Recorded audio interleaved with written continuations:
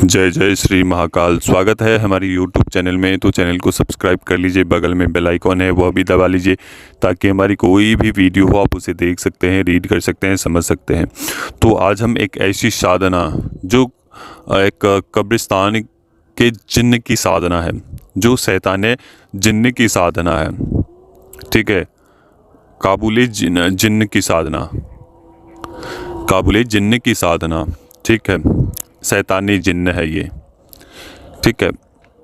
तो इनकी साधना आपको करनी है। आपको एक दिन, एक शुक्रवार के दिन, आपको शुक्रवार से एक दिन पहले, ठीक है, वहाँ उस कब्रिस्तान में आपको जाने हैं और वहाँ पे आपको ले जानी है चीनी से बनी हुई बतासे ले जाने हैं, एक गुलाब के पुष्प ले जाने हैं, रात की रानी एक पुष्प, ये आते हैं, इत्र आते हैं, वो ले जाने हैं, या संभव ना हो तो चमेली के इत्र, चमेली के पुष्प ले जाने हैं वहाँ पे, ठीक है।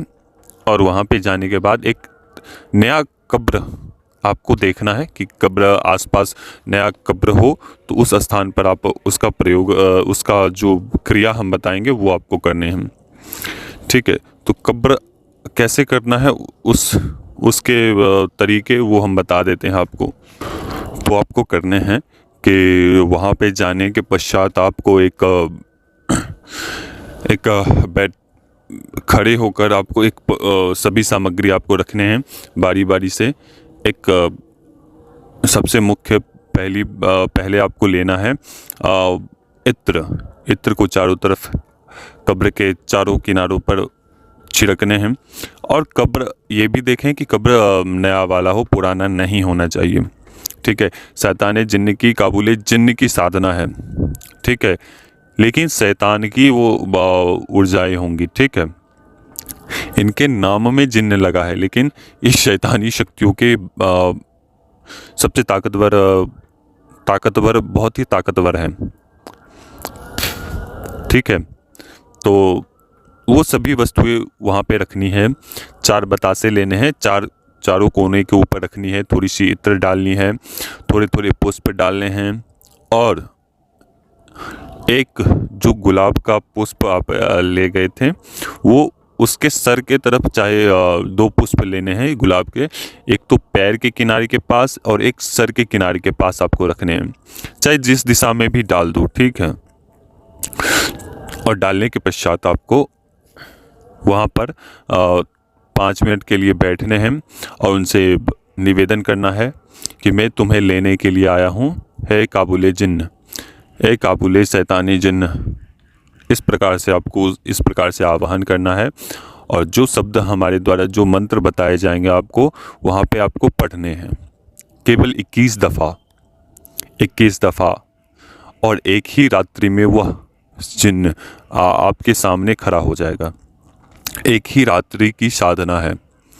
और लेकिन उसके बाद प्रातः काल ये आपको बोल देने हैं, प्रातः काल आपको जाने हैं, रात्रि में, जैसे बृहस्पतिवार को, गुरुवार को आप गए थे, तो शुक्रवार के दिन आपको जाने हैं फिर पुनः, और उस रात्रि में वो सिद्ध होंगे।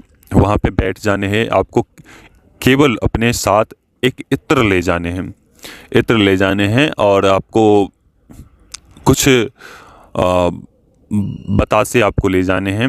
ये चीनी से बनी हुई कोई भी मिठाई ले जानी है, ठीक है। और इत्र बिल्कुल अपने साथ ले जाना है, ठीक है। और वहाँ पे आपको मंत्र पढ़ने हैं, ठीक है। और जैसे जैसे आप 2 घंटे वहाँ बैठोगे, मात्र 2 घंटे में वो सिद्ध हो जाएंगे। ये साधना केवल 1 दिनों की ही है, लेकिन पहले उन्हें आमंत्रण देना है और प्रातःकाल उसे आवाहन करना है। आवाहन करते हुए जब वो शक्ति, शैतानी शक्ति आपके समक्ष खड़ी होगी, लेकिन वह शैतानी शक्ति इतनी प्रबल होगी, उससे पहले आपको एक प्रकार का रक्षा कवच आपको लगाना होगा, लेकिन वो बिल्कुल ही अलग हैं, सभी प्रकार के रक्षा कवच से भी बिल्कुल अलग हैं।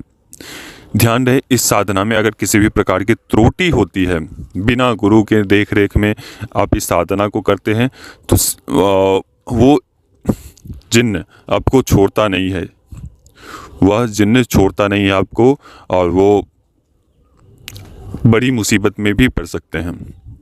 तो बिना गुरु अनुमति से इस प्रकार की साधना ना करें। यह साधना 1 दिनों की है और 1 दिन में 3 घंटे ही आपको चाहिए होंगे, ठीक है।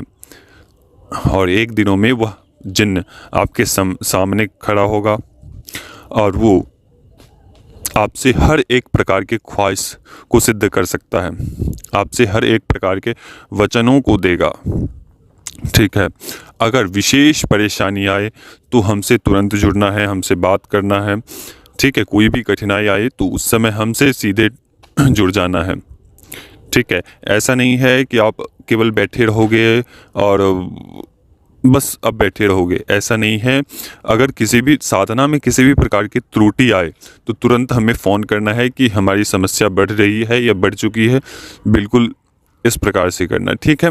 तो अभी तक के लिए अनुमति दीजिए, और ये हर एक प्रकार के कार्य कर सकते हैं, खास करके जायज़ नाजायज़ सभी प्रकार के कार्य करने में सक्षम हैं, और ये जिन 1 दिनों में सिद्ध होंगे 101%। लेकिन यह साधना आपको अपने घर से बाहर रहकर ही करनी होगी। अपने घर में बिल्कुल भी इस प्रकार की साधनाएं नहीं कर सकते हैं, ना वहाँ पे कोई साधना स्थल हो, ऐसा नहीं है। आपको बाहर ही जाकर कब्रिस्तान में ही करने हैं, ठीक है। और चलिए अनुमति दीजिए सभी लोग। जय श्री महाकाल, जय महाकाली, जय भैरव। खुश रहिए, माँ महाकाली आप सभी को ऊपर कृपा करे। जय श्री महाकाल।